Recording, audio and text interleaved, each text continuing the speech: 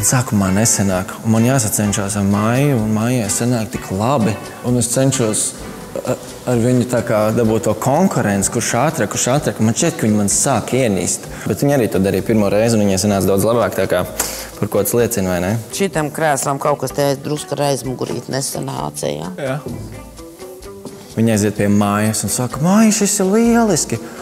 Un, lai gan tas tā kā mēs esam komanda, un mēs abi strādājam pie viena tā paša projekta, es jūtu, ka manī ir tas ļaunums, man tas pats viņai izdodas. Tikmēr Ieva. Un tad man bija jāveido sirsniņa. Es redzēju, kā Helmuts to dara. Bet es tā kā veidoju pati, un es redzu, ir tā sirsniņa. Viņš saka, nav tā sirsniņa. Kaut kā tā bija. Bet viņš jau lapaļš nav. Nav? Viņš ir taisnas stūris vai ovāls. Es nevarēju iebraukt kādā leņķī, lai tā kā tā sirsniņa dabū. Kas ir tas svarīgākais? Es pat nezinu, kā komentēt.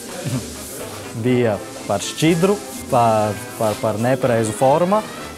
Vārds sākot, man liekas, pat nezinu, ko viņa dara. Jo, ja atkal nebūtu tas palīdzējis, tur būtu iekšā pupiņa, tur kaut kāds aplīs. Nezinu, kaut kas galīgi ne tā. Visu raidījumu skaties STV1 un aplikācijā Shortcut.